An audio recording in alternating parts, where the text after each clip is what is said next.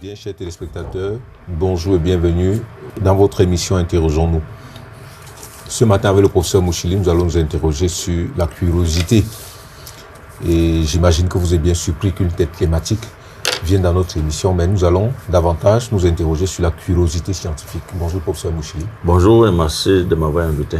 Professeur Mouchili, nous souhaitons que vous nous parliez de la curiosité dans les sciences, dans la recherche. Qu'est-ce que la curiosité au sens commun du terme? Oui. Et au sens scientifique, parce qu'on ne peut pas s'arrêter au sens commun tout simplement. Oui, il faut le dire, la curiosité est comme cette faculté caractéristique de l'humain et une des facultés fondamentales qui nous distingue des autres espèces vivantes, des autres mammifères. Et la curiosité est ce qui fait l'exception de la caractéristique, dans les caractéristiques du cerveau humain.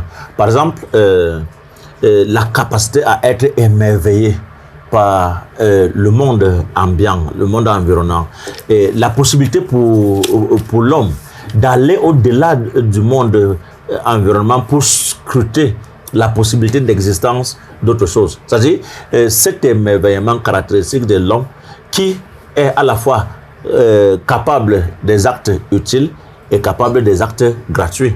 La différence qu'on va observer entre l'homme et l'animal, prenons la grande définition au niveau de la différence. Nous n'allons jamais rencontrer un chien qui contemple la beauté du ciel.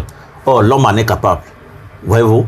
Parce que le chien n'est pas structuré de manière à aller au-delà de la vie instinctive.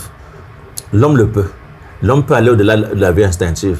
Et la curiosité est la caractéristique fondamentale de ce qui pousse l'homme dans un domaine de recherche à aller toujours plus loin. C'est plus fondamentalement grâce à la curiosité que nous observons un monde qui évolue un peu plus chaque jour. Alors, l'homme est si curieux qu'à un moment donné de l'histoire, il a décidé de se défaire de tous les dogmes, de ne pas rester à s'enfermer dans les caractéristiques d'une vie décrite par les écrits religieux, parce que là, on serait dans une sorte de dogmatisme qui ne permettrait pas qu'on sache si effectivement c'est à quoi on croit ou bien c'est pourquoi on a une conviction, ça s'avérerait vrai s'il fallait peut-être chercher des moyens de prouver cela.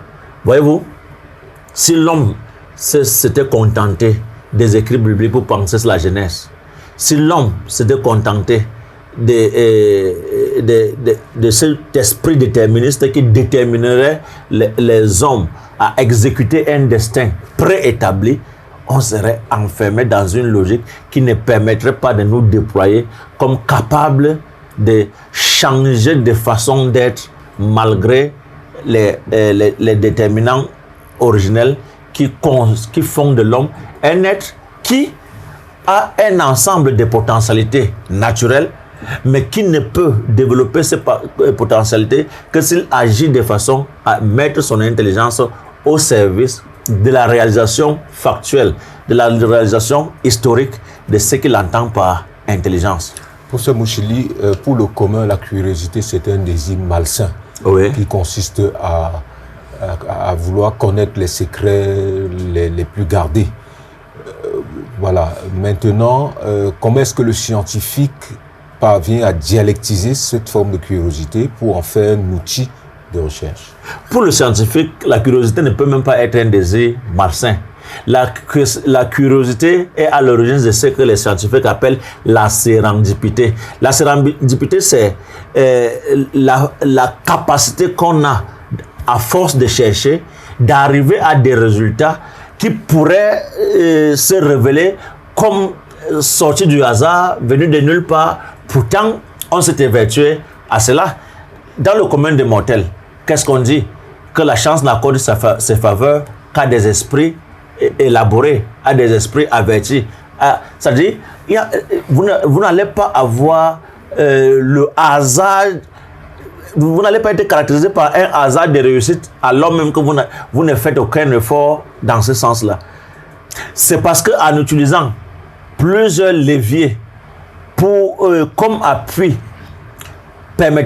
vous permettant de réaliser vos projets, qu'un des leviers peut-être arrive à booster votre énergie de chercheur, vous arrivez à un résultat parce que vous ne maîtrisez plus. Et parce que vous ne maîtrisez plus quel est le levier qui vous a le plus aidé à atteindre un objectif, vous commencez à croire en la chance. Et en science, on ne parle pas de chance, on parle de sérendipité. Ça peut être synonyme de chance dans le contexte du commun des mortels. Mais en science, on parle de sérendipité parce qu'il faut avoir fait la recherche pour arriver à un résultat probant, même si à la fin, on ne sait plus si exactement c'est l'acharnement à la recherche qui a donné lieu à ces résultats. Parce que parfois, quand on pose des hypothèses, on peut choisir plusieurs leviers et on ne sait pas quel est le levier qui nous propulse le plus vers la réussite. C'est pour ça qu'on parle de sérendipité. Prof, parfois on entend une maman dire à son fils de 4 ans, 5 ans, 6 ans, 7 ans, tu es trop curieux. Oui. Est-ce que à ce moment-là, elle participe à atténuer son désir de curiosité? Ou alors ma question c'est tout simplement, est-ce qu'on peut éduquer à la curiosité scientifique? Justement, on peut éduquer à la curiosité scientifique. C'est parce que chez nous, dans certaines conditions, dans certaines cultures, on pense que vouloir percer le mystère d'un secret n'est pas acceptable. Or, les mythes auxquels on a eu à faire face parce qu'il fallait comprendre de façon mythique le principe d'origine de l'univers ne peut pas maintenir le chercheur dans une sorte de dogmatisme. Alors le chercheur est obligé de voir quelles sont les possibilités pouvant être mises en œuvre pour que des objectifs de connaissance soient atteints. Entre autres, il faut ne pas accepter de vivre sous le poids du dogmatisme. Voyez-vous? Donc la curiosité peut être considérée comme un vilain défaut parce qu'on a des habitudes, on a l'habitude de croire que ce qui se répète en permanence est ce qui doit être tout le temps. Mais au fond, la curiosité est même ce qui justifie l'élan et la langue du chercheur de notre temps. C'est-à-dire la capacité de chercher toujours à pousser plus loin le pouvoir de la science est aussi déterminé par cette curiosité qui est comme le moyen, le facteur qui galvanise le chercheur. Parce que on ne se sent jamais satisfait par toutes les découvertes, par toutes les inventions déjà faites. Quand vous parlez d'émerveillement dans la première partie de la définition que vous avez donnée, est-ce que si on s'en tient à la petite phrase d'Aristote, c'est l'émerveillement qui poussa les hommes à philosopher, est-ce qu'on peut faire un lien entre la philosophie et la curiosité? La curiosité est en tout et pour tout l'objet même du philosophe. Comment ferait-on la philosophie si on n'était pas curieux? C'est même la curiosité qui pousse l'homme à se lancer dans la recherche. Et il faut justifier le fondement. C'est-à-dire, qu'est-ce qui fait en sorte que l'homme, un mammifère, et un autre animal, un mammifère, mais il se trouve que c'est l'homme qui donne même la définition des mammifères à lui-même et à l'autre espèce. Voyez-vous? Bon, ça veut dire qu'il y a quand même quelque chose de plus en l'homme. Et ce plus est structuré par les capacités de son cerveau. Voyez-vous? On ne trouve pas ça ailleurs que dans le cerveau. Et il faut aussi noter le principe de plasticité qui caractérise les neurones cérébraux. C'est-à-dire, ce sont des nerfs, ce sont des cellules fondamentalement actives et qui, en fonction de l'environnement, en fonction de la pression sociale, en fonction même de l'angoisse et de l'anxiété existentielle, cette curiosité va être davantage excitée Et l'homme, face à la difficulté, se verra dans l'obligation d'accomplir des actes pour lesquels il ne s'était pas nécessairement préparé auparavant. Ceci pourquoi? Tout simplement parce que l'homme ne s'est satisfait d'aucune situation. Et il faut voir la succession des événements dans l'histoire de l'homme est déterminée par cette permanence, cette façon de toujours nier le déjà là. Donc l'histoire de l'homme consiste en une succession de négations de l'être au profit d'un devoir être. C'est-à-dire, aucune situation. Il n'est pas de la nature de l'homme de rester permanent dans une situation.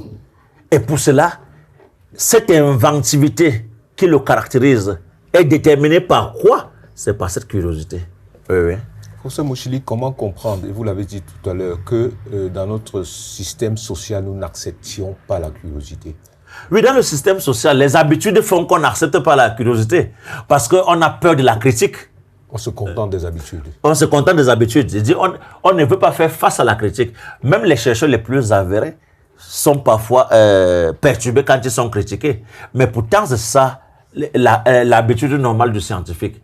S'ouvrir en permanence à la critique et ne jamais vouloir se conforter dans ce qu'il a dit. Parce que l'éducation, même aujourd'hui, l'entreprise intellectuelle, dans l'entreprise intellectuelle, il n'y a plus de maîtres, il n'y a plus de disciples. Tous, nous sommes chercheurs. Les bibliothèques sont ouvertes à tout le monde. Oui. Et ces bibliothèques, dans les bibliothèques, on ne classe pas les livres pour grands chercheurs et pour petits chercheurs. Tout le monde est sur le même starting block, pourvu qu'on soit équilibré dans sa formation génétique et que notre structure cérébrale nous prédispose à cela, oui. Être curieux, ce serait aussi être ouvert à écouter un plus petit. Justement, parce que si vous n'écoutez pas, comment allez-vous changer vos habitudes? Si vous n'écoutez pas, comment allez-vous saisir la différence de l'autre? Si vous n'écoutez pas, comment allez-vous entreprendre d'aller au-delà de ce que vous êtes déjà? Il faut nécessairement écouter. Parce qu'en écoutant, on perçoit des choses qu'on ne connaissait pas. Et si on ne peut pas écouter, alors on a fermé la porte à l'épanouissement de l'intelligence. Prof, on perçoit chez nous une répétitivité dans les thématiques de débat, de recherche, de mémoire ou de thèse. Oui. C'est-à-dire que les gens travaillent sur les mêmes sujets, sans que... Et parfois, on se rend compte que les thématiques préoccupantes même de nos sociétés ne sont pas débattues dans le domaine des sciences humaines. Oui. Comment est-ce qu'on peut comprendre cela? C'est à la fois une impression et une réalité. Mais dans les deux cas, on va le percevoir parce que généralement, nous travaillons sur des thématiques qui nous font nécessairement être à la remorque des autres. Qui eux-mêmes, ces autres qui ont écrit, sans se fonder nécessairement sur la volonté de démontrer en quoi il est pertinent de lire tel ou tel afin de se poser par rapport à l'histoire, par exemple, de la connaissance ou de la philosophie. Bon, maintenant, si la philosophie est la prise en charge de son temps par la pensée, ça signifie qu'on doit faire de la philosophie selon qu'on est pris en étau dans un système social qui nous met une pression et crée en nous des problèmes qui méritent d'être traités dans nos thèses. Et en cela, l'histoire de la philosophie va nous aider peut-être à prendre des positions en nous référant dans certaines conditions à des auteurs qui nous ont précédés. Mais pas que nécessairement nous soyons condamnés à être qui kantien, qui bergsonien, qui hegelien. Non, cette philosophie des systèmes peut paraître un peu, je n'allais pas dire déviant, mais à première vue, on n'a pas l'impression que cela prend en charge les préoccupations de notre temps. Or, il faudrait Hegel a dit une chose qui restait en tout temps vraie, en pensant que chaque philosophie qui se fait devrait être fille de son temps. Bon, maintenant, pourquoi aujourd'hui, à tout prix, vouloir se référer ou alors avoir pour référence ou pour point de départ d'une recherche nécessairement un auteur qui nous remorque vers vers les projets que nous voulons accomplir.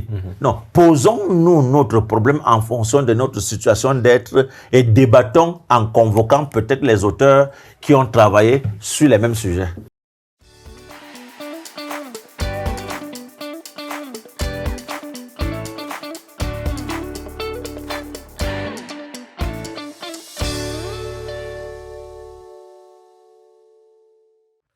Professeur, est-ce qu'on peut discuter de l'utilité de la curiosité? L'utilité, c'est peu dire. L'indispensabilité de la curiosité. C'est ça qu'il faut peut-être dire. C'est indispensable. C'est-à-dire, en matière de recherche scientifique, je vais partir d'un exemple. Regardez toutes les productions que font les technosciences, tous les gadgets qui sont mis à notre disposition. Hein? Peu nombreux sont des gadgets qui sont nécessairement utiles. Hein? Plus nombreux sont des gadgets qui ne font que meubler notre civilisation. Ce sont des besoins de civilisation qui n'ont pas nécessairement besoin d'être là pour que...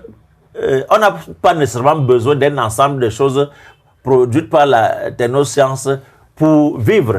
Mais ces choses sont là. C'est pourquoi? C'est parce que la curiosité pousse à ne pas faire de la science un simple instrument en vue de résoudre les problèmes essentiels de l'homme. On va au-delà. Parce que ce que nous croyons être essentiel aujourd'hui pourrait ne pas s'avérer essentiel dans le futur. Et par conséquent, il faut aller au-delà de ce qu'on perçoit. Par exemple, si on était resté dans ce qu'on perçoit, si on n'avait pas eu la curiosité d'aller voir au-delà de notre atmosphère, comment ferait-on, par exemple, pour savoir qu'au-delà de l'atmosphère qui est la nôtre et qui permet de nous rendre compte de façon empirique que l'univers est tiède, parce que nous supportons cet univers. Je dis, l'atmosphère de la surface de la Terre, nous supportons cette atmosphère parce qu'on a l'impression non pas l'impression, parce que c'est une atmosphère assez tiède, rendant possible la vie. Mais sortons un peu de notre atmosphère. Vous allez facilement rencontrer un endroit en dehors de l'atmosphère où il fait autant, j'allais dire tiède, autant chaud que dans notre univers. Partout où vous irez, par exemple, dès que vous êtes sorti de notre atmosphère, la température est à moins 273 degrés au moins. Moins 273 degrés. Vous pensez que la vie aurait pu être possible dans ces circonstances? Je ne crois pas. Et même s'il fallait se référer au mythe biblique, quand on vous dit qu'Adam et Ève ont été créés nus, à moins 273 degrés, ils n'auraient même pas survécu parce qu'ils seraient congelés, non? Voilà. Donc ça veut dire que notre espace existentiel est déterminé par des caractéristiques qui rendent possible la vie. Voyez-vous? C'est pour ça qu'à d'autres endroits, on ne trouve pas de possibilité de vie. On peut peut-être supposer qu'à Mars, parce qu'il y a les océans qui ont disparu là-bas, la vie aurait pu être possible à ces endroits il y a un moment. Mais dans le contexte actuel, il se trouve que seule notre atmosphère possède la quantité d'oxygène nécessaire pour que la vie soit possible. Et même dans ces conditions, nous restons attentifs aux autres contextes pour, par notre curiosité, nous rendre compte de si oui ou non il y aurait une vie possible sur Mars ou pas. Et c'est notre curiosité qui nous y conduit. Justement, parce que il faut bien qu'on cherche à savoir si la vie est permanente.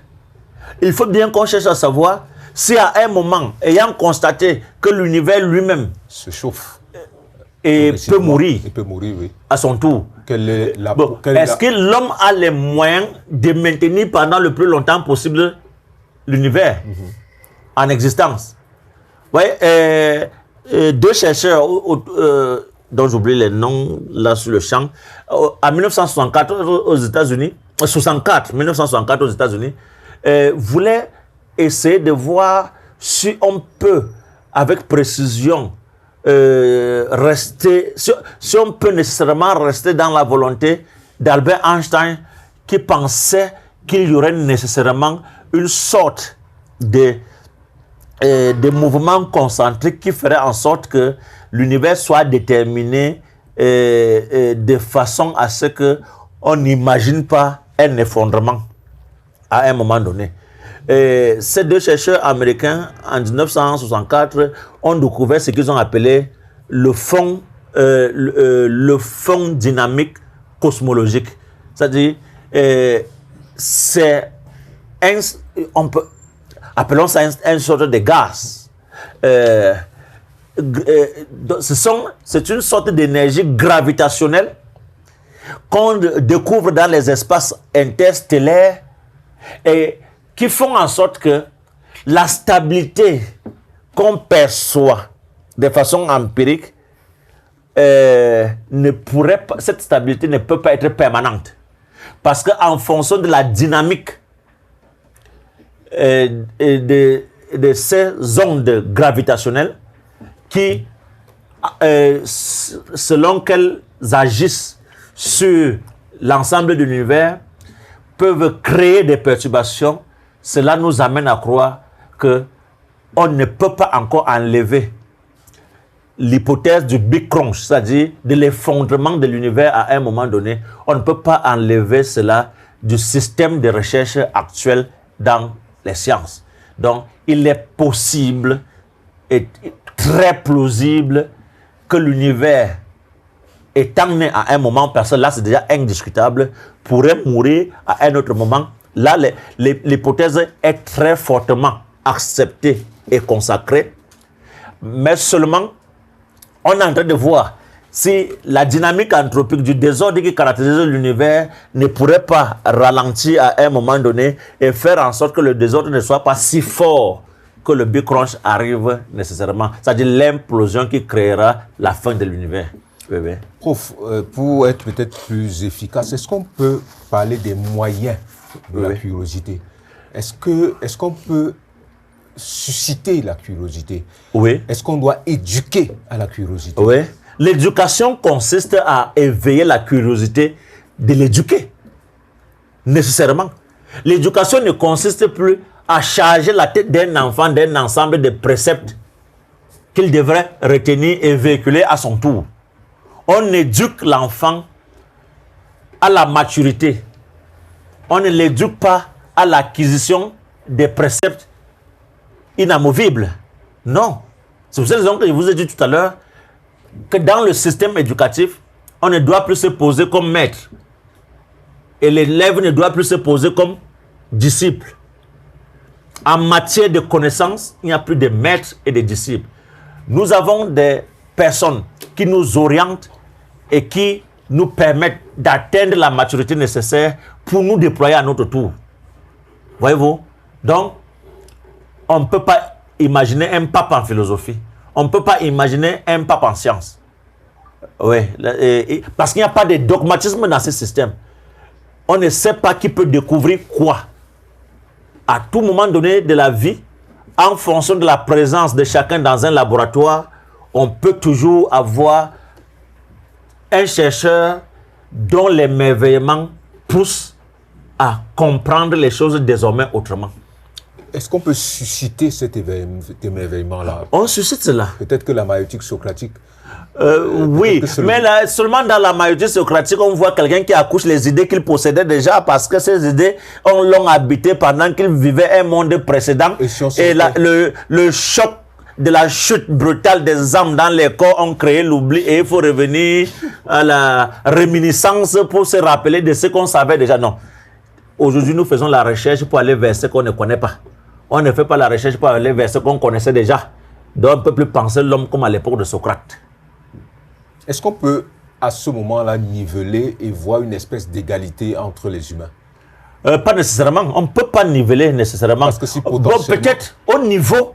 oui, on peut parler d'égalité, mais il faut aussi savoir que les déterminants génétiques de l'homme ne permettent pas toujours d'avoir les hommes aux mêmes potentialités. Quand même ils auraient les mêmes potentialités, il y a toujours des différences qui font en sorte que l'un soit plus apte à comprendre que l'autre. Vous voyez, c'est ça le problème. Est-ce qu'on peut encore, à partir de tout ce qu'on sait, parler de déterminants génétiques? Alors qu'on peut modifier, on peut réparer les gènes. On peut modifier, on peut réparer les gènes. Mais on ne peut pas modifier et réparer le principe de plasticité. C'est-à-dire, on répare vos gènes de façon à ce que vous ne soyez pas handicapé au niveau de votre système cognitif, mais on ne peut pas vous déployer de façon à ce que vous refusiez, vous acceptiez de toujours être en alerte dans la dynamique du travail. Et si on éduquait, si on travaillait sur votre volonté, on aurait le même résultat. Travailler sur votre volonté, c'est... On bousculerait la plasticité chez tout le monde. La plasticité consiste en une chose qui fait que rien n'est jamais déterminé, même s'il s'agit d'une cellule. Oui, voyez-vous, parce que je veux dire quoi? Ça veut dire ceci. Est-ce que celui qui modifie vos gènes prévoit toutes les réactions que vous aurez selon que vous partirez du pôle Nord, où vous vivez à moins peut-être 80 degrés de température, au pôle ou alors à la zone tropicale où les températures sont élevées? J'entends par plasticité d'abord la possibilité d'adaptation et la capacité de sortir de l'adaptation jusqu'au moment où on arrive à ne plus simplement s'adapter, mais à adapter l'environnement à ses désirs. Oui, c'est ça le problème. Oui, c'est-à-dire que si la modification peut être biologique, la plasticité est spirituelle, pas au sens religieux du terme, spirituelle, intellectuelle. Non, la plasticité est d'abord et avant tout biologique. C'est une caractéristique cellulaire. Oui. Mais ce qui modifie ou bien ce qui bouscule la plasticité, c'est l'environnement. Oui, c'est l'environnement. C'est la volonté. C'est la capacité. Oui. Bon, maintenant, au niveau de la volonté, le cerveau a encore cette faculté de sécréter l'acide électronique qui est l'hormone de la paresse. Selon qu'on souhaite plutôt dormir plus que travailler. C'est un souhait, prof. Oui. Non, je dis... 10 souhaits, ça signifie tout de suite que on peut ne pas souhaiter, on peut souhaiter autre chose. On peut souhaiter autre chose. C'est à ce niveau qu'il faut penser l'homme en termes de liberté. Oui, prof. C'est-à-dire la liberté de refuser d'être. D'où le suicide, par exemple. La liberté d'accepter d'être. D'où la volonté de se mettre dans une activité telle que notre existence consiste à nous réaliser chaque jour différemment, mais chaque fois en augmentant ses capacités, en augmentant son emprise sur l'univers, en augmentant l'apprivoisement qu'on veut faire de cet univers. Oui. Prof, dans le même sens, est-ce qu'on doit éduquer à la curiosité? L'éducation intègre déjà en soi une procédure consistant à amener l'enfant à n'être que curieux. Oui. C'est-à-dire, parce qu'il n'y aura pas un cours sur la curiosité. Il y aura que la formation consiste à développer en vous cette curiosité. Oui, prof, je pose la question et elle est répétitive. Je l'avais déjà posée par avant. Oui. Je pose la question parce que vous nous avez présenté, notre système social au départ comme un système social qui considère la curiosité comme un désir malsain. Oui, parce qu'il y a ceci. Oui, prof. Dans la société, dans les formes de vie collective, l'homme est enclin à céder aux habitudes. Et se poser dans une société comme scientifique, c'est une exception. C'est pour cette raison que la science est élitiste. C'est l'élite là qui crée la différence et montre qu'en société, il y aura désormais des clivages. Ceux qui ont cédé aux habitudes n'en sortent pas. Et ceux qui sont sortis des habitudes pour se poser, en s'opposant à ces habitudes, parce qu'ils créent la nouveauté, qu'ils créent une autre dynamique de perception de l'existence. Et les autres sont tout simplement à la remorque et suivent ce qui arrive et qui ne dépend pas d'eux. Parce que l'élite qui crée la nouveauté imprime à la société une dynamique qui fait en sorte que même les habitudes chutent. Et on entre dans une autre forme d'emploi du temps du vivre ensemble. Oui, oui. Faisons le lien entre la curiosité et l'imagination. Oui. Est-ce que la curiosité peut susciter l'imagination? La curiosité, on ne va pas parler de la curiosité en éliminant l'imagination et vice-versa. Mais ce qui est sûr, ce qui est vrai, c'est que l'homme a des aptitudes, des potentialités biologiques qui le prédisposent à la possibilité de liberté, à la possibilité d'intelligence, à la possibilité de courage, de volonté. Maintenant, dans cette volonté, jusqu'où ne peut-on pas aller? Face à cela, l'homme ne trouve pas de limites. L'homme sait qu'il doit aller jusqu'à l'infini si c'est possible. Mais comment créer les conditions de cette possibilité réalisable? Il faut s'armer de culture. Et est-ce que la culture consiste à emmagasiner des théories pour avoir une tête pleine et non une tête bien faite? On dit non. Comment donc s'organiser de façon à ce que la tête soit bien faite? C'est discipliner sa tête de façon à ce que chaque fois on soit en train non seulement de consolider les acquis, mais davantage en train d'augmenter ses capacités de connaissance. Et qu'est-ce qui permet d'augmenter ces capacités? C'est la volonté de toujours aller plus loin. On veut aller plus loin pour faire quoi? Pour voir en ce qui existe l'autrement de l'existence de la même chose. Ou alors, pour voir en ce qui existe une autre possibilité d'être qu'on ne perçoit pas encore comme existant, mais qui aurait une incidence sur notre vie. C'est-à-dire, l'ensemble des galaxies qui constituent l'univers, dans leur dynamique, ont des incidences les unes sur les autres. N'est-ce pas? À partir de leur dynamique. Mais est-ce que donc il faut ne pas chercher à comprendre en quoi consiste cette dynamique? Si on ne cherche pas à comprendre ce qui est au-delà de notre système solaire, un jour on restera, des météorites atterriront sur la Terre et nous allons mourir sans comprendre pourquoi. On croira que peut-être c'est un autre... La force de Dieu. Non, là, je voulais parler de l'arc de Noé. C'est l'explication la plus facile. Oui, oui, voyez-vous.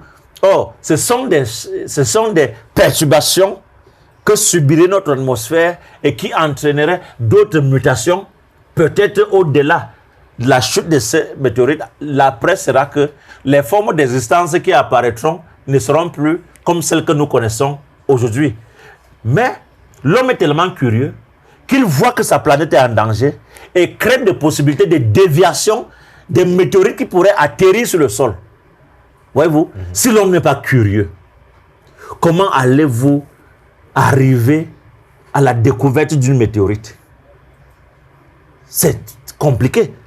Ces nuages de poussière qui se sont constitués en des blocs qui, lorsqu'ils atterriront sur Terre, créeront des perturbations qui feraient en sorte que peut-être l'humanité disparaisse. Ça, c'est des accidents qui peuvent avoir lieu. La chance que l'humanité a eue, c'est que une météorite de plus de 3 km de diamètre n'a jamais atterri sur le sol. Et vous avez vu dernièrement, au courant de l'année, au début de l'année en cours, comment les chercheurs américains voyaient la possibilité d'atterrissage d'une météorite sur le sol et vous voyez dans quelle mesure dévier cela pour que ça n'atterrisse pas sur le sol. Par exemple, on ne sait pas quelle perturbation ça pourrait créer. Voyez-vous? Donc, ça, c'est la curiosité. Et le vécu de la curiosité est ce que j'appelle la sérendipité en science. La curiosité serait une forme de transition vers l'imagination. Parce que si la curiosité nous donne l'information... C'est-à-dire, l'imagination consiste en l'invention des données virtuelles qu'on peut réaliser. N'est-ce pas? Et la curiosité consiste à savoir si en dehors de ce qu'il y a, il existe d'autres choses. Il y a une petite différence au niveau de leur perception en science. Voyez-vous? Bon, mais ce qu'il faut dire, c'est que dans les deux cas, on est sur deux piliers qui galvanisent l'homme, qui maintiennent l'homme dans le processus de recherche et qui fait en sorte que celui-ci ne soit pas un être qui dort alors que le monde change. Et en changeant, ces changements nous entraînent. Et il faut bien qu'on soit capable de résister à des changements s'il s'agit d'une possible fin de l'homme, ou alors d'intégrer le processus de changement s'il s'agit de s'adapter à une nouvelle atmosphère parce que celui-ci serait en train de connaître des mutations au vu des interactions qui existent entre cette atmosphère et d'autres espaces du même univers. Prof, on tire vers la fin. Touchons-nous réellement. Comment est-ce qu'on fait pour être curieux dans une société qui entretient le secret et le mythe? Disons que le scientifique ne travaille pas dans le marché. Oui, peut-être le sociologue, peut-être le philosophe, peut-être d'autres... L'anthropologue. Peut-être l'anthropologue.